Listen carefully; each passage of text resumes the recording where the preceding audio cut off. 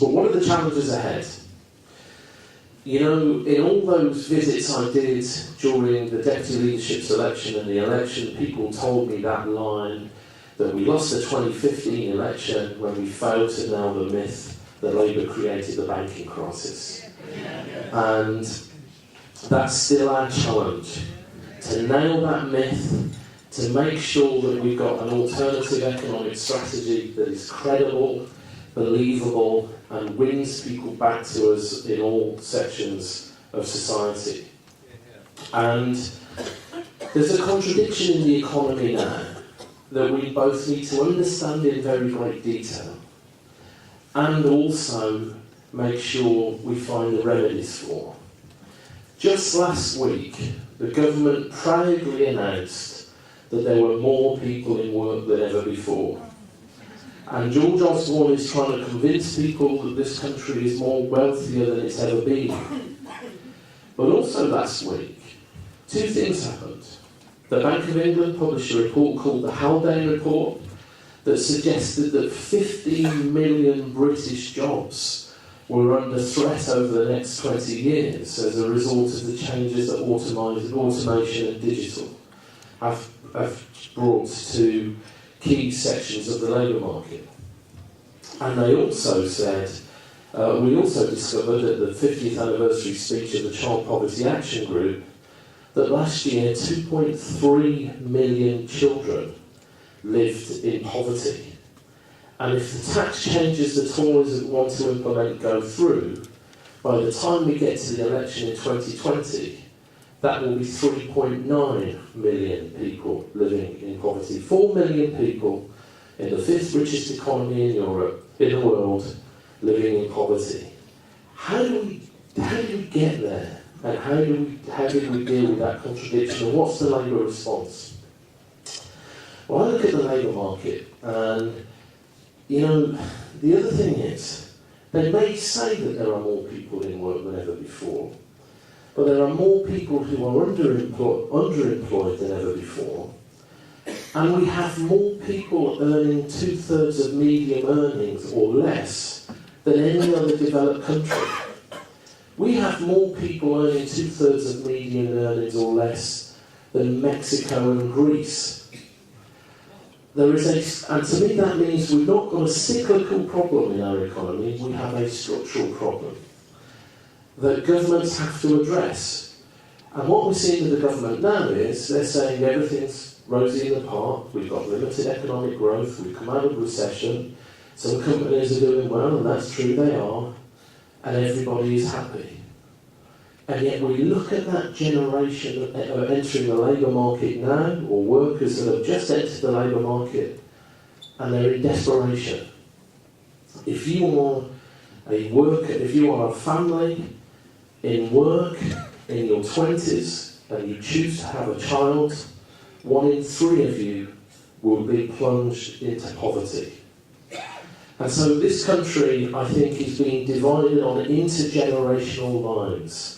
It's a political project that the Tories have, with discipline and meticulous rigour, implemented over the last 5 years and continue to do so.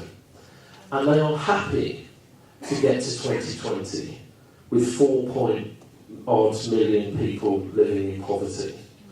And we as a Labour Party need to change the narrative on that. And that's why I think you've seen an attempt by Jeremy and myself to unite the party on issues that really do unite us and try to avoid the issues that may divide us. And that word anti-austerity, it's a hard word to get over on the doorstep because not everyone knows what austerity is, but everybody in this room does. And that you saw harder rhetoric and harder politics in the way we opposed the tax credits cuts in the House of Lords. Our peers inflicted a huge defeat on the government, which actually gave confidence to a number of Tory MPs 4 days later to express their dissent to the Tory whips, with 20 of them joining Labour MPs in the lobbies in the House of Commons. It's important that we as a party can unite around those messages and that economic narrative. We can do that on austerity, and we can build the case for a new kind of economics, one that understands Labour's notion of the empowering state. The fact that the state should intervene in markets when they're reckless and out of control. The fact that we can have an industrial policy that plans where the jobs of the future come from. And that we can work to make sure that our young people are trained in the skills of the industries of the future. It's been said to me that Sajid David, the business secretary, will not allow the phrase industrial strategy in any document in his department. I don't know whether that's true, but certainly in the way he dealt with the steel dispute, the steel crisis, suggested to me that he doesn't believe the state has a role in intervening when markets fail or are abused by our international partners. Now that's an issue, that's a challenge for us, because I think for Labour we need to understand this idea of the hourglass economy.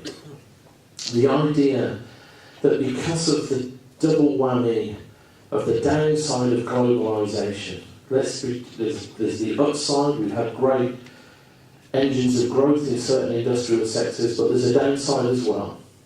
And then the second effect of digital and technological transformation has meant that at the top of the economy, you've got the largest number of billionaires living in London than ever before, and you've got people with wealth and capital who are very, very comfortable and prospering. And in the middle tiers of the economy, the jobs are going and being removed, and you're seeing an increasing number of people in lower paid jobs with less security than ever before. The party that can deal with that through strong government and a belief in the state planning for the future, I think can win a new consensus in 2020.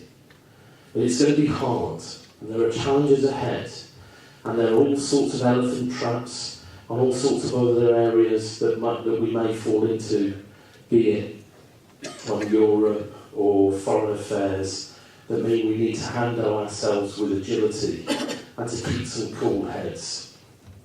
I also think we need to change the party.